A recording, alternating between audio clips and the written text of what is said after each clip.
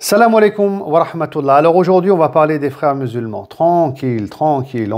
Parce que vraiment là, on parle que de ça à la télévision. Les frères musulmans ceci, les frères musulmans cela. Ils veulent mettre en place la charia en France. Il y a de l'entrisme donc dans la société, dans les hôpitaux, les mairies.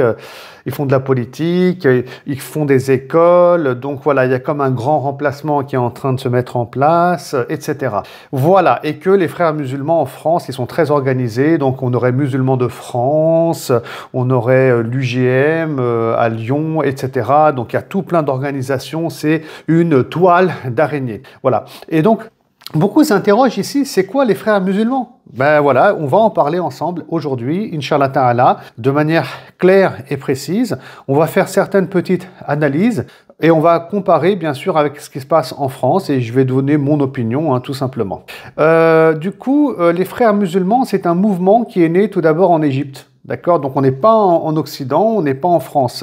On est en Égypte au début du XXe siècle, ou au milieu, début-milieu XXe siècle. Et quand même, il y a un contexte, je souhaite le souligner ici. Voilà, ça c'est très important.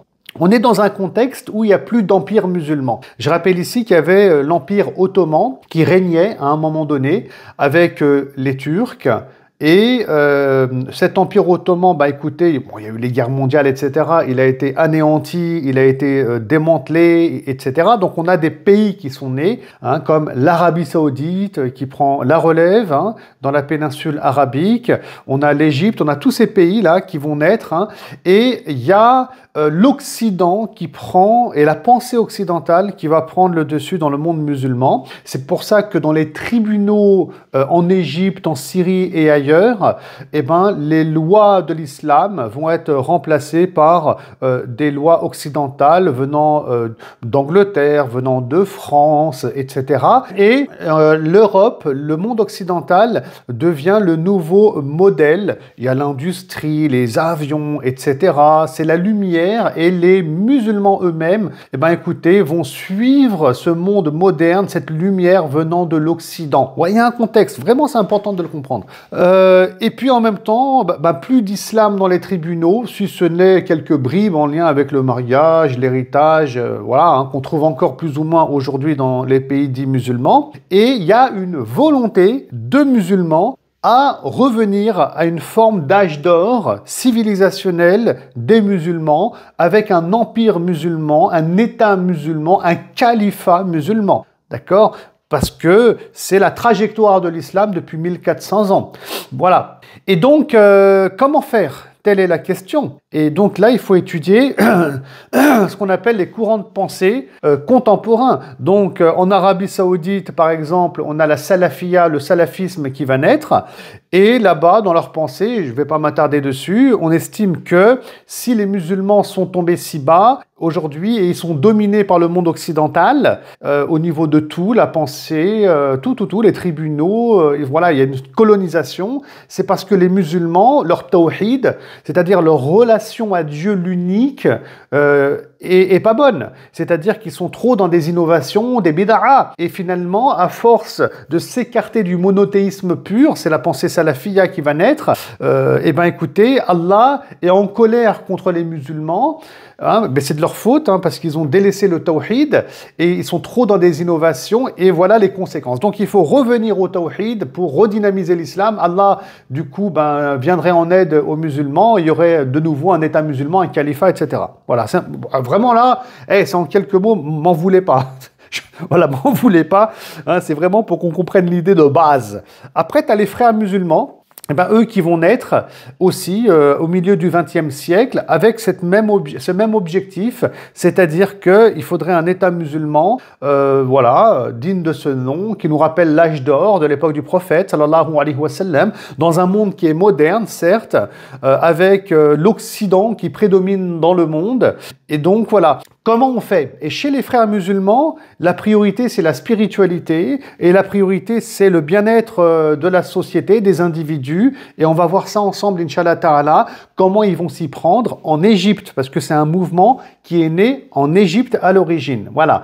Alors, c'est né avec Hassan al-Banna, donc c'est le personnage central. Hassan al-Banna, souvent dans les médias, d'ailleurs, on dit que c'est le grand-père de Tariq Ramadan, ce qui est la vérité, hein. Et Hassan al-Banna, il est né en 1906 dans un village en Égypte. Son père est savant, donc il va étudier l'islam, bien entendu, quelque chose de plutôt traditionnel. Et c'est quelqu'un qui, dès l'âge de 12 ans, hein, selon ce qu'on dit, il est déjà président d'association et il est très actif. Alors, je ne vais pas rentrer dans tous les détails, mais on reste sur les grandes lignes pour avoir une compréhension du sujet.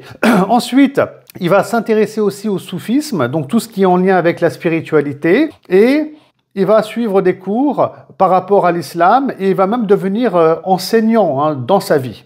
Et c'est quelqu'un qui est très actif et c'est quelqu'un qui va être très actif en tant qu'instituteur dans sa ville à Ismaïlia et il va aussi travailler sur la thématique de la colonisation, avoir des réflexions dessus, voir aussi un danger chez les colons. Hein, on parle ici des Anglais essentiellement. Et en tout cas, enfin, et pas que, hein. Et il va commencer à faire un travail de da'wa, de prédication, Hassan al-Banna, donc des conférences dans les mosquées et même dans les cafés égyptiens, parce que voilà, c'est là-bas qu'on trouvait beaucoup de gens avec la narguilé, etc. Hein. Et donc il devient un personnage très connu, très populaire, qui parle d'islam, mais un islam très vivant, islam et société, voilà, avec une conscience, avec de la spiritualité, ça attire les foules et ça attire les gens. Et c'est en 1928 que va naître finalement cette dynamique-là maintenant organisationnelle qui va s'appeler les frères musulmans. Voilà, c'est des musulmans d'ailleurs qui ont cette idée d'appeler le groupe ainsi. Voilà, on est musulmans, on est des frères, on va appeler ça les frères musulmans. Voilà, de façon très simple. Donc, ce mouvement va naître.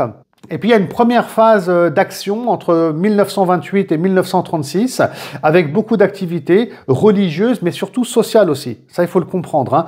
Et donc on a des du'at et des prédicateurs qu'on voit prêcher, qui font partie des frères musulmans maintenant. On les voit prêcher dans les mosquées et aussi dans les lieux publics, comme j'ai dit, les cafés, etc. Et là c'est important, les frères musulmans en Égypte à l'époque sont beaucoup sur le terrain. Quand je dis sur le terrain, c'est-à-dire que c'est pas que du religieux, ils sont aussi dans le social. Voilà, c'est-à-dire qu'on les voit construire des hôpitaux. Et c'est pas un, c'est plein d'hôpitaux qu'ils vont construire. Ils construisent des mosquées, ils vont construire des dispensaires, ils vont construire, ils vont même lancer des coopératives, des entreprises commerciales, ils vont ouvrir des écoles aussi. Donc il se passe tout plein de choses et ils sont donc très très actifs, hein, dans la société. Et là, justement, hein, pour, on va dire, souligner peut-être un ou deux points, en France aujourd'hui, quand on dit que les frères musulmans, bon, déjà, est-ce qu'ils existent en France? On va le voir après, bi'iznillahi ta'ala. On va en parler, mais qu'il y a un entrisme. En fait, c'est de ça dont ils sont en train de parler, hein. C'est-à-dire que les frères musulmans, à l'origine en Égypte, ils sont sur le terrain, ils sont dans la société, ils sont dans la politique, construisent des hôpitaux. Donc, il y a un travail social qui est fait sur le terrain. Et donc, en France, aujourd'hui, enfin, je veux dire, le ministère, M. Rotaillot et d'autres, estiment que c'est exactement ce qui est en train de se produire ici en France. Et que les frères musulmans, à un moment donné, ils se sont lancés en politique et ils ont voulu, parce que c'est aussi l'objectif qu'il y a derrière, relancer un califat musulman digne de ce nom au XXIe siècle dans un monde moderne. Et donc en France, ils seraient en train de faire la même chose, c'est-à-dire que sur le long terme, à un moment donné, tellement ils vont être ancrés dans la société, ils vont vouloir mettre en place un califat mais en France. Ah, voilà.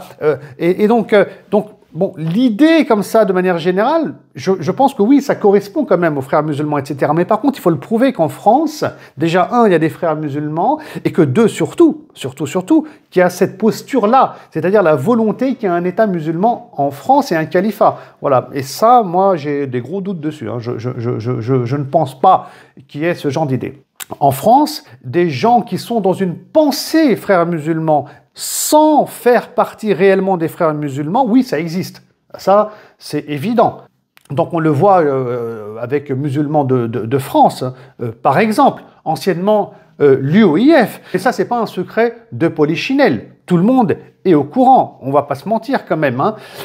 Mais est-ce que chez Musulmans de France, il y a vraiment une volonté de mettre en place un calife, hein, on est vraiment dans la dynamique de la pensée frériste d'origine, etc., avec une stratégie et un plan? Là, je pense pas à moi, en fait. Voilà, vraiment, hein, je pense que Musulmans de France, ils se sont vraiment ancrés dans la nation française et que la République est très forte, hein, et que la République est assez forte, hein, pour ne pas donner la chance à qui que ce soit, dit islamistes et musulmans, fréristes, hein, de prendre le pouvoir en France. Moi, c'est ce que je pense, que c'est improbable et impossible, parce qu'il y a une constitution, parce qu'il y a des règles. Voilà, en France, c'est pas un pays bidon, la France, quand même. C'est un pays qui est très, très puissant et qui est très, très solide. Donc, je pense pas du tout que Musulmans de France, ou ceux qui sont dans une pensée un peu semblable aux frères musulmans, soient un danger pour la France. Quand je dis une pensée semblable, c'est-à-dire une pensée où on estime qu'il faut être dans de la spiritualité, l'éducation, l'enseignement de l'islam,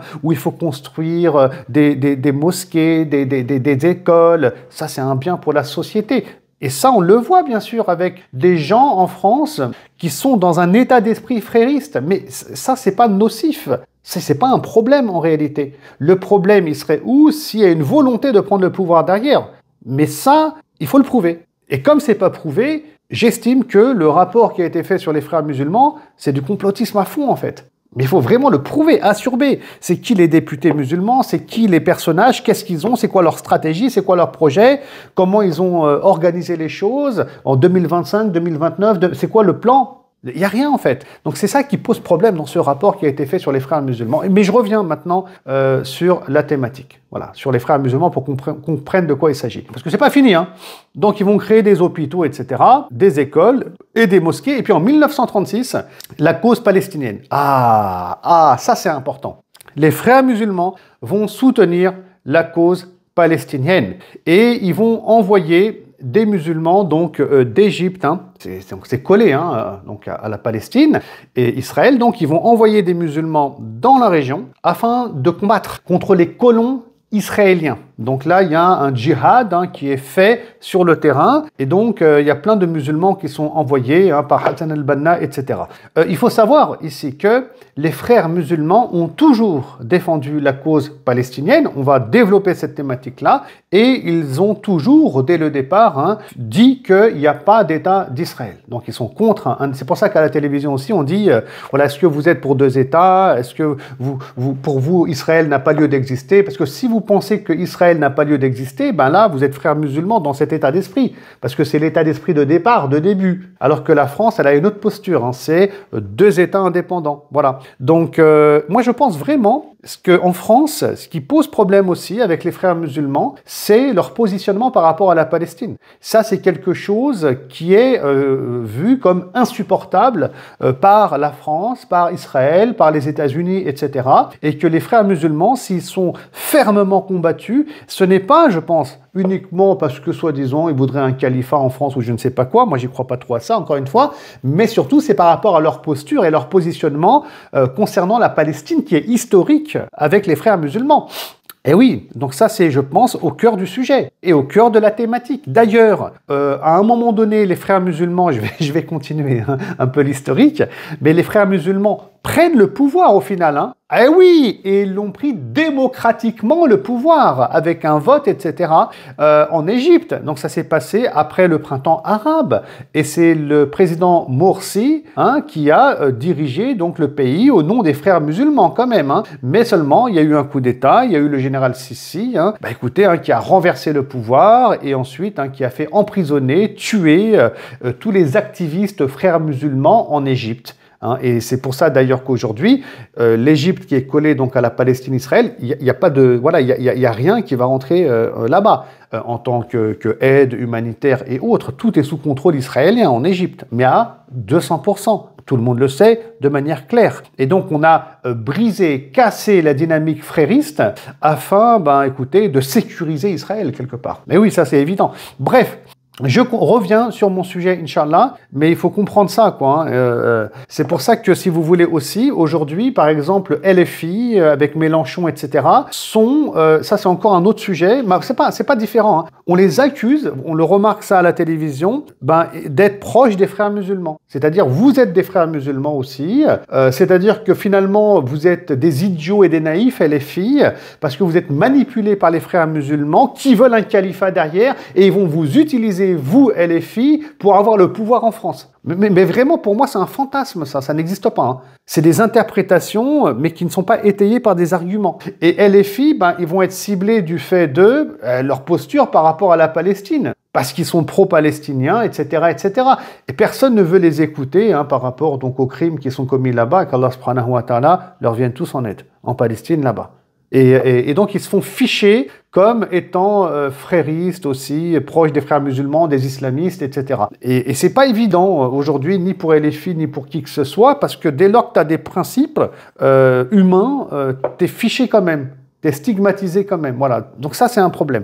C'est pour ça qu'il y a eu aussi tout un combat en France contre les islamo-gauchistes.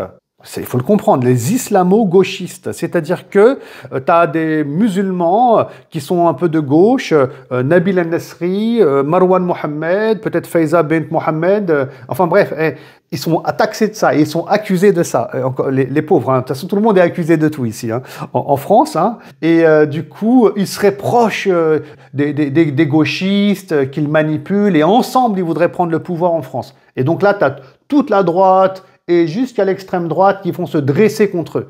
Mais franchement, hein, je pense, mais ne pas être naïf déjà, parce qu'on a peut-être qui se disent il est naïf celui-là, non. Mais on est dans du fantasme et vraiment du pur complotisme. Ah, pour moi, c'est clair et net. C'est clair et net. C'est évident. Bon, ça me fait un peu sourire, hein.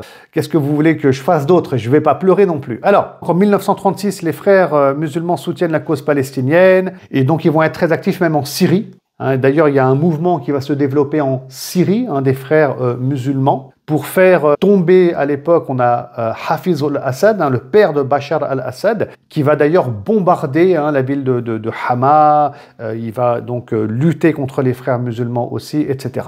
Alors, pour Hassan al-Banna et les frères musulmans, écoutez, si les musulmans sont tombés si bas et qui sont aujourd'hui colonisés au niveau de leur pays, les musulmans, et au niveau de leur esprit, c'est parce que les musulmans sont faibles, en fait, hein, et que c'est les musulmans qui n'ont plus de repères, ils n'ont plus d'identité. Donc, c'est pour ça que dans le discours religieux des frères musulmans, c'est important de revenir donc au Coran, de se rééduquer spirituellement et de devenir fort, dogmatiquement et spirituellement pour faire face aux colons en fait, qui sont étrangers, donc le monde occidental. Et aussi dans leur vision, ils parlent de la globalité de la charia, ça c'est très important, c'est-à-dire que pour les frères musulmans, dans leur posture, dans leur vision de l'islam, leur lecture de l'islam, la charia, l'islam, c'est pas que à la maison. C'est pas que dans les 5 prières et un culte qui est discret. Non, ça doit être dans la société. Voilà. La charia, c'est aussi dans la famille. Donc la relation de couple. Donc il y a toute une pensée, un travail qui va être fait sur la notion de famille dans la société. Ça va être aussi, les hôpitaux, les écoles, l'enseignement. Donc on doit voir la charia et l'islam absolument partout dans les activités sociales et économiques. Et c'est pour ça que, bien sûr, aujourd'hui, l'État français, si vous voulez, il a peur. Il a peur, il se dit mais on va être englouti par les frères musulmans à un moment donné. Il y a l'école Averroès, il y a l'école Al-Kindi, bon, ils sont taxés de frères musulmans, et d'autres, comme Ibn Khaldoun, on le voit dans le rapport, mais peut-être que demain, il y aura 500 écoles, 1000 écoles, et qu'à un moment donné, il y aura un grand remplacement qui va être effectué. Eux, ils s'imaginent ça vraiment. Je veux dire, le rapport, Rotaillot et l'État imaginent ça. Alors que les musulmans en interne, et j'en suis témoin, ils ont toujours juste voulu viser l'excellence avec leurs enfants, apporter le bien dans la société française, etc. Et je ne crois pas et je ne pense pas qu'il y ait des volontés autres que ces volontés-là. Et que vraiment, du côté de musulmans de France qui sont taxés de frères musulmans alors qu'ils ne le sont pas réellement, écoutez, il n'y a jamais eu, à ma connaissance, de volonté de faire tomber la République. C'est pour ça, vraiment, il faut faire très attention, je pense, ici. C'est-à-dire que les frères musulmans à l'époque, avec Hassan al-Banna, comment ils se sont développés, c'est pas musulman de France. Bien sûr qu'il y a des points qui se touchent au niveau de la pensée et de la réflexion, mais les objectifs ne sont vraiment, mais alors je pense pas, les mêmes. C'est là le danger en fait. Et je pense que c'est là l'incompréhension. Aujourd'hui, il y a une rupture au niveau de la confiance entre musulmans de France qui ont été très actifs, concrètement, depuis, on va dire, 30 ans peut-être en France, et donc il y a une rupture de confiance entre eux et l'État français. Bon, écoutez, c'est dommage, mais qu'est-ce que vous voulez que je vous dise? Moi, je continue, Inch'Allah Ta'ala, à vous expliquer un peu les choses. Alors, pour les frères musulmans aussi, la spiritualité, c'est pas le soufisme, où tu vas suivre ton maître seulement. Non, pour eux, il faut aussi une spiritualité qui est active. Donc, il est important pour eux de faire des veillées nocturnes, de lire ce qu'on appelle al-ma'thurat, et donc vraiment d'être ce qu'ils appellent rabbaniya, dans une éducation donc spirituelle, mais qui est proactive, vraiment, qui va nous pousser à faire des sacrifices dans la voie d'Allah, subhanahu wa ta'ala. Voilà, franchement, je ne vais pas m'attarder trop sur la pensée ici islamique des frères musulmans, ça ne m'intéresse pas forcément, mais au final, dans leur engagement politique, écoutez, on parle de 2000 écoles qui vont être faites à peu près, en Égypte. Des dispensaires, des hôpitaux, etc. Scoutisme aussi. On parle de 80 000 adolescents dans le scoutisme. C'est pour ça qu'en France, d'ailleurs, après, on parle de l'entrisme islamique. Voilà, frères musulmans, soi-disant. Dans le scoutisme, dans les camps de vacances, dans le sport, etc. Mais vraiment, on est sur une peur. Vraiment, en France, je pense qu'on abuse, quoi. Mais khair.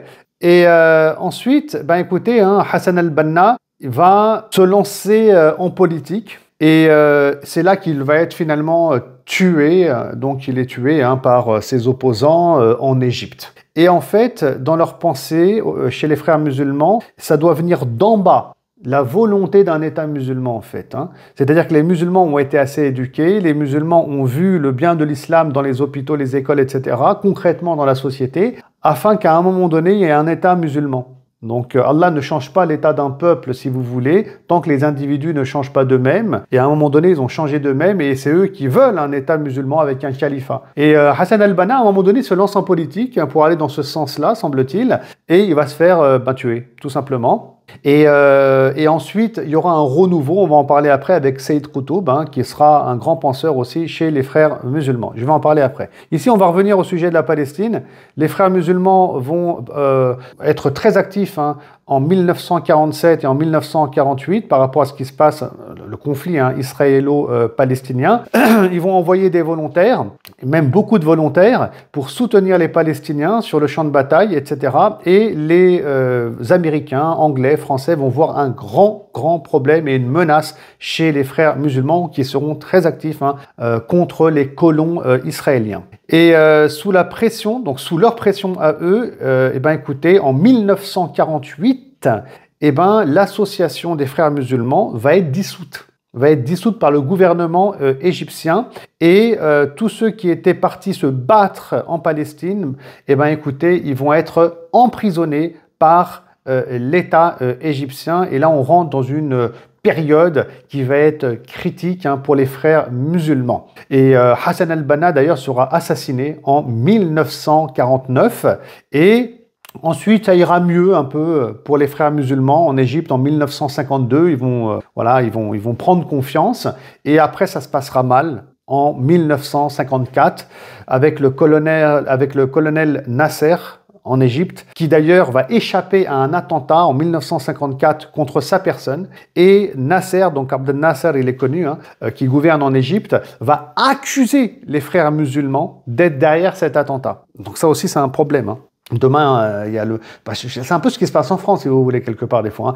Je veux dire, s'il y a un attentat, etc., on parle des islamistes, et on ramène les frères musulmans, on amalgame beaucoup les choses en France, et c'est très dangereux, il faut prouver les choses, etc. C'est très, très dangereux. Bref, à cette époque-là, alors moi, je n'ai pas fait d'enquête policière, bien sûr, sur cette époque-là, mais en tout cas, les frères musulmans vont être accusés de cet attentat contre la personne de Nasser, et ça va être une grosse répression contre les frères musulmans, qui va commencer à partir de 1954, qui va se poursuivre en 1970 avec Sadat qui est au pouvoir en Égypte. Donc il y aura plein de frères musulmans qui seront tués, d'autres qui seront emprisonnés, qui vont être persécutés, et puis c'est là que vient un nouveau penseur qui est Sayyid Qutb. Donc Sayyid Qutb, qui est très occidentalisé au départ, il va aux États-Unis, etc. Il revient, mais voilà, il est très déçu du monde occidental et il rejoint le mouvement des frères musulmans. Et c'est un mouvement qui est opprimé à son époque, et Sayyid Qutb lui-même, si vous voulez, ne comprend pas comment un pays dit musulman comme l'Égypte opprime les musulmans en fait. Opprime les musulmans et opprime ceux qui veulent défendre les Palestiniens en allant se battre sur place. Et donc Sayyid Qutb, pour lui, on est retourné à la Jahiliya, c'est-à-dire à l'époque pré-islamique. Et là, il y a une forme de radicalisation qui va apparaître chez les frères musulmans du fait de ce contexte-là, c'est-à-dire qu'on a beau être sympa, gentil, construire un monde meilleur, développer la spiritualité, en face, tu as des gens qui nous font du mal, qui nous tuent, qui nous persécutent.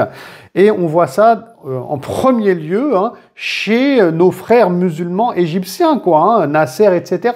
Donc, est-ce qu'on peut d'ailleurs penser qu'ils sont toujours musulmans, ces gens-là? Ou est-ce que ce sont des gens qu'il faut combattre en priorité, peut-être? Vous voyez, donc c'est là qu'il y a une forme de, entre guillemets, radicalisation qui va apparaître. Sayyid Qutb est très, très célèbre. Il a écrit des ouvrages, dont le livre Jalons sur la route, qui a été publié en 1964. Il a aussi un tafsir du Coran qui s'appelle Fi Zilal al-Qur'an. Et donc, Sayyid Qutb, finalement, écoutez, il sera tué. Il sera pendu, voilà, il va être pendu, lui comme d'autres. Et là, il y a une forme de radicalisation, je répète, qui va apparaître chez les frères musulmans. Voilà. Et aujourd'hui, il y en a en Occident, bien sûr, qui soulignent, j'avais entendu, je crois, une fois Caroline Fourest en parler, que Sayyid Qutb, c'est le père du terrorisme contemporain, c'est de lui que naît Oussama Ben Laden et d'autres encore. Bon, bref, tout ça, moi, c'est pas des sujets que je maîtrise encore très bien, mais je pense qu'il faut avancer avec de très, très grosses pincettes sur toutes ces thématiques, qui sont des thématiques dites universitaires. Voilà. Et du coup, les frères musulmans vont se développer ensuite pas que en Égypte, parce qu'avec tous ces mouvements de répression, il y en a qui vont émigrer, donc il y en a qui vont se retrouver en Syrie, il y en a qui vont se retrouver en Jordanie, il y en a qui vont se retrouver en Europe, en France aussi, il y en a qui vont se retrouver en Allemagne, en Europe je disais, en Turquie, en Arabie Saoudite, donc en Syrie, ils sont partout dans le monde en fait, ils sont partout dans le monde, et leur pensée va continuer en fait. Mais seulement après, le monde il a évolué, le monde il a changé. Là on est en 2025. Les musulmans, dits frères musulmans qui se retrouvent dans des pays ici et là, ils vont évoluer, leur pensée va changer en fonction du contexte du pays, etc. C'est pour ça que, pour Inch'Allah Ta'ala clôturer la thématique, est-ce qu'il y a eu des musulmans, de tendance frères musulmans réellement en France? Oui, la réponse est oui, bien évidemment, d'accord. Mais est-ce qu'ils ont commis des crimes? Est-ce qu'ils ont commis des attentats? La réponse est non. Est-ce qu'ils n'ont pas respecté la loi française? La réponse est non. Donc, il y a eu un état d'esprit qui est resté, c'est-à-dire spiritualité, développement d'écoles, de mosquées, etc., mais dans le respect des règles républicaines en France. Donc on ne peut pas leur en vouloir pour ça. Il y a eu une intégration, une forme d'assimilation. C'est pour ça que je pense vraiment que ce rapport qui est fait sur les frères musulmans, mais vraiment, c'est abusé. C'est ça qui choque, je pense, les musulmans qui sont très actifs, comme moi-même. On est vraiment en train de soutenir une thèse, mais très complotiste en réalité, parce qu'il n'y a rien qui est prouvé. À l'époque, avec Hassan al-Banna, les frères musulmans en Égypte, le truc, il est carré, il est clair. Ah ouais, là, c'est clair. Les intentions, elles sont claires. C'est-à-dire que on a une organisation, on a une structure, on a des noms, des prénoms, on sait qui fait quoi, on sait qui veut quoi, on sait c'est quoi l'objectif. Il y a des gens qui sont dans la politique, mais il y a rien de ça aujourd'hui. Et en France, il n'y a rien de ça. Mais on le voit avec la droite, l'extrême droite, la gauche. Ils sont où les islamistes, les musulmans? Qui gouvernent quoi? Qui peut faire quoi? Il n'y a rien, il n'y a personne qui peut faire quoi que ce soit. Et je dis toujours, moi, la République, elle est extrêmement puissante et forte. Et je pense ici qu'on est en train de manipuler des informations pour faire de la politique. Voilà, moi, je pense que c'est pas très sain. Sauf, bien sûr, je le dis, il y en a qui vont dire qu'il est naïf celui-là, mais je ne crois pas. Hein. Voilà, je ne pense pas être naïf, je ne pense pas me tromper. Et le problème, encore une fois, je pense, moi, fondamental des frères musulmans, de manière générale, hein, qu'ils soient frères musulmans ou pas, ou qu'ils soient dans un état d'esprit un peu similaire par rapport à la spiritualité, les activités, etc., c'est la posture par rapport à Israël, en fait. C'est-à-dire des gens qui combattent les colons israéliens, qui sont contre la colonisation, qu'ils ne veulent pas accepter l'État israélien. Donc c'est c'est ça le souci. Et puis aujourd'hui, du coup, écoutez, on a eu Cheikh Youssouf Qaradawi, par exemple, hein, qui représentait les frères musulmans, qui a des postures, très explicites. Youssouf Qaradawi, j'ai même pas parlé de lui encore, c'est-à-dire un savant de l'islam très célèbre, très connu dans le monde égyptien, qui est décédé maintenant. Youssouf al-Qaradawi, qui a eu des postures très dures aussi envers Israël. Je rappelle que pour Qaradawi, fut un temps, c'était dans les années, je crois, 90, si mes souvenirs sont bons, un Palestinien qui faisait un attentat suicide, qui se fait péter comme ça au milieu de combattants de Tzal, de l'armée israélienne, il était considéré comme martyr. Il en a fait une fatwa, parce qu'à l'époque, les Palestiniens n'avaient que des pierres pour se défendre. Donc cette fatwa, elle est très célèbre. Et du coup, ça a fait du bruit, même en Occident, etc. Qaradawi, terroriste, donc frères musulmans terroristes, et tous ceux qui ont des idées fréristes, ou qui apprécieraient, je dirais même, qui apprécieraient la pensée de Qaradawi dans le domaine du dogme, de la spiritualité, etc. Vous êtes pro-Qaradawi, donc pro-terroriste. Donc il y a eu plein de choses qui ont été comme ça, mélangées, amalgamées. Et c'est difficile, voilà. C'est difficile de comprendre ces éléments-là. Et aujourd'hui, on a Cheikh Hassan Oueled Daddou, le Mauritanien, qui lui, aujourd'hui, donc, a une place importante dans le mouvement frériste, aussi au niveau international. Écoutez, parfois, tu as des musulmans en France qui vont suivre Cheikh Hassan Oueled Daddou dans le droit musulman, dans le spirituel, par rapport au fatwa, mais pas dans le politique, ça les intéresse pas. Et ces musulmans-là, parfois des imams, je vais pas en citer ici, mais on le voit bien sur les réseaux sociaux, parfois des imams connus, même en France, qui apprécient Cheikh Hassan Oueled Daddou, mais ils se rendent pas compte qu'en l'appréciant dans des avis spécifiques, ils vont se faire taxer de frères musulmans, là. Vous voyez, et qui vont avoir des ennuis et qui vont avoir des problèmes par rapport à leur posture politique d'ici et là, et aussi par rapport peut-être à une appartenance plus explicite avec le mouvement ancien des frères musulmans. Voilà, je ne vais pas dire d'âneries et de bêtises, je ne vais pas m'attarder sur toutes les thématiques, j'espère que j'ai été assez clair, et tout ça montre bien qu'il y a un manque de clarté sur le dossier, et qu'il y a une peur, il y a des fantasmes. Et là, il y a un danger, parce qu'on ne doit pas exploiter cette thématique-là pour taper sur les musulmans. Parce que du coup, là, c'est pas que les frères musulmans ou ceux qui sont dans un état d'esprit de frères musulmans qui vont être foudroyés par l'État, mais c'est tous les musulmans proactifs qui risquent d'être foudroyés par le système et l'État. Donc, la République, elle est forte. S'il y a des preuves, s'il y a un problème réel, ils peuvent attaquer en justice, gagner, et donc écraser toute tentative de faire un coup d'État en France. Je pense que les choses sont claires. Mais accuser injustement les individus, ça, c'est pas bien. C'est pas bien. Parce que moi aussi, je suis accusé. On est plein de gens à être accusés de 1000 choses, en fait. Et ça, c'est pas bon du tout. C'est-à-dire que si tu es actif, si tu as côtoyé des gens dits frères musulmans, dans cette pensée-là, mais qui ne sont pas frères musulmans réellement, parce que ça a complètement muté aujourd'hui. Aujourd'hui, ça a complètement muté dans différents pays. Tu as tout et son contraire. Tariq Oubrou, qu'on voit des fois sur CNews ou BFM TV, grand recteur de la mosquée de Bordeaux, lui-même, il a toujours été à l'UOIF, musulman de France. Après, il a quitté officiellement, mais on ne sait même pas vraiment s'il a vraiment quitté. Donc, frères musulmans. Donc, il y a tout et son contraire chez les frères musulmans, soi-disant. Donc, on est très coincés et il faut arrêter d'accuser les gens, je pense, de tout et de rien. On a des lois, on a des valeurs, on a la République.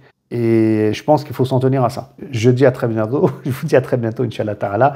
Salam alaikum wa rahmatullah.